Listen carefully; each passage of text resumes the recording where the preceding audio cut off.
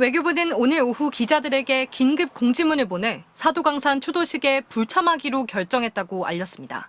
외교부는 이 같은 결정 이유에 대해 추도식을 둘러싼 외교 당국 간 이견 조정에 필요한 시간이 충분치 않아 추도식 이전에 양국이 수용 가능한 합의에 이르기 어렵다고 판단했기 때문이라고 밝혔습니다. 외교부가 밝힌 추도식을 둘러싼 양국 간 이견이란 행사에 일본 대표로 참석하기로 한 이쿠이나 아키코 외무성 정무관에 대한 논란을 가리키는 걸로 보입니다. 일본 자민당 내 극우 계열인 아베파의 지원으로 정계에 입문한 이쿠이나 정무관은 당선 직후인 2022년 8월 15일 2차 대전 전범들이 합사된 야스쿠니 신사를 참배했습니다. 또 언론 인터뷰에서 한일 관계 개선에 대한 질문에 한국 정부가 보다 양보해야 한다고 밝히기도 했습니다. 이 때문에 야스쿠니 신사를 참배한 인물이 일제 강제노역으로 고통받은 조선인 노동자를 추모하는 행사에 일본 정부 대표로 오는 건 행사 취지에 어긋나는 일이란 논란이 불거졌습니다. 야스쿠니 신사에도 참배한 걸로 봐서는 추도서 내용도 기대할 수 있는 내용이 없을 거라고 생각이 드는데 아마 한국 정부 입장에서는 이게 그대로 발표됐을 때 뒷감당하기 어려우니까 이것을 그냥 취소한 것이 아닌가 싶어요. 이에 따라 추도식 참석을 위해 이미 일본에 도착한 한국 당국자들과 유가족 11명은 현지에서 별도의 자체 추도식을 열기로 했습니다. 아직 일본 정부의 반응은 나오지 않고 있습니다. MBC 뉴스 유서영입니다. 당초 사도광산을 유네스코에 등재하면서 일본 정부는 두 가지를 약속했습니다. 사도광산과 관련된 전체의 역사를 기록으로 남기고 희생된 한국인 노동자를 위해 매년 추도식을 열겠다는 겁니다. 만장일치로 결정되는 유네스코 세계유산 성격상 결정권을 쥐고 있던 우리 정부는 이 약속을 믿고 등재에 동의했습니다. 역사를 기록을 남겨서 축적시키는 것이 우리의 목표가 되어야지 국민 한풀이 하듯이 등재 반대해서 그냥 자폭하듯이 하는 것이 과연 국익에 좋은 건지. 국익을 위한 결정이라는 해명. 하지만 등재 직후 개관한 사도광산 전시관엔 반성의 기록은커녕 강제 노동에 대한 언급 자체가 없었습니다. 이후 우리 정부가 이를 묵인해준 사실이 드러나 논란이 됐지만 정부는 일본의 또 다른 약속인 추도식 관련 협의에 착수했습니다. 등재 전까지만 해도 언제든 열겠다던 추도식은 11월 말까지 미뤄졌고 그마저도 일본 정부가 아니라 지역단체 주관으로 격하됐습니다. 추도식 공식 명칭엔 강제노동, 희생 같은 표현이 빠져 누구를 추모하는지조차 알 수 없게 됐고 한국인 노동자 유족들의 초청 비용마저 일본 측은 한 푼도 부담하지 않았습니다. 사도광산 관할 지자체장은 이번 행사는 추도식이 아니라 유네스코 등재 보고회라는 식의 발언까지 내놨습니다. そういう意味では本当にそんな複雑なことではなくて世界遺産になりましたよっていう、これまで関わった人たちへの、むしろ報告みたいなもんですかね。 이런데도 우리 정부는 별다른 대응 없이 추도식에 일본 정부 고위급 인사를 참석시켜달라고만 일본에 지속적으로 요구했습니다.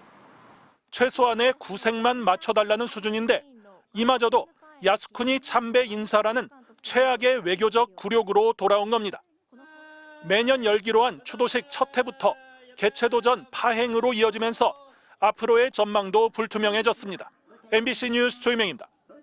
네, 방금 리포트를 전해드린 관련 취재를 계속해온 조희명 기자가 스튜디오에 나와 있습니다. 조희명 기자, 질문을 몇 가지 드려보겠습니다.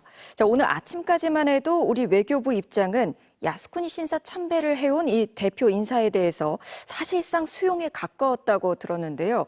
그런데 갑자기 오후에 이걸 바꾼 이유가 있나요? 네, 어제 상황부터 설명을 드려야 할 것 같은데요. 일본 정부는 추도식을 이틀 앞둔 어제 오전까지도 자국 대표로 누굴 보낼지 우리 정부에 통보해주지 않았습니다. 한일 간 대표자의 급을 맞추는 게 관례다 보니까 이것도 굉장히 무례한 일인데 정오쯤 되어서야 이쿠이나 아키코 외무성 정무관을 보내겠다 통보를 해왔죠. 예. 저희 취재진도 황당했지만 외교부 입장에서도 전혀 예상을 못한 인사였던 것 같고요. 그래서인지 오후에 예정된 기자단 브리핑을 갑자기 취소해버리고 아무런 공식 입장도 내지 못했습니다. 그러다가 9시간 만인 어젯밤 나온 입장이 사실상 용인하겠다는 거였죠. 그런데 이게 그동안처럼 정부가 묵인한다고 넘어갈 수 있는 문제가 아닌 게 추도식은 강제징용 피해자 유족들도 참석을 하시잖아요. 그렇죠.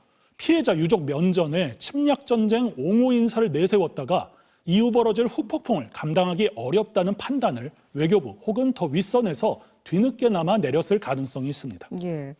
그런데 일본이 참석 인사에 대해서 우리 정부와 협의 없이 일방적인 통보를 했고요. 그것도 이틀 전에. 이런 양국 협의 없이 진행하는 게 좀 보통인가요? 만약에 일본 내부 행사고 우리가 그냥 초청받아 간다 하면 그럴 수도 있는데요. 예. 이번 추도식은 애초에 한국을 위해서 여는 거잖아요. 그런데도 사전 협의도 없이 그것도 우리가 가장 불쾌할 수밖에 없는 인사를 직전에 통보하는 경우는 제가 기자 생활을 16년 하면서 처음 봤습니다. 예. 이번 일도 그렇고 사실 그동안 우리 대일 외교가 굴욕 외교라고 비판을 받을 만큼 일본에게 우호적인 태도만을 보여왔잖아요. 이번 일을 계기로 우리 정부의 입장이 좀 바뀔 가능성이 있을까요? 윤석열 정부의 대일 외교를 그 한 문장으로 요약하는 말이 있죠. 우리가 물 반 컵을 먼저 채우면 일본이 나머지를 채워줄 것이다. 하지만 이렇게 먼저 통 크게 양보하겠다고 선언을 하고 나니 협상력이 떨어질 수밖에 없습니다. 그 상대방의 선의엔 선의로 강경할 땐 우리도 강경하게 나가야 되는데 이번 사도강산 사태를 한번 되짚어보면 일본은 이미 한국의 등재 찬성이란 성과물을 먼저 얻어놓고 협상을 시작한 셈이라 애초에 아무것도 양보할 생각이 없었던 걸로 보입니다. 이번 사태도 결국 외교적 실패가 쌓이다 못해 모욕에 가까운 일을 당하고 나서야 보이콧 카드로 항의를 하게 된 셈인데요. 그동안 정부가 거의 유일하게 외교 성과로 내세운 게 한일 관계 개선이었기 때문에 이를 계기로 대일 외교의 큰 기조가 바뀔 거라 예단하기는 조금 어려울 것 같습니다. 예. 오늘 여기까지 듣겠습니다. 오늘 출연 고맙습니다. 조이명 기자에게 들었습니다.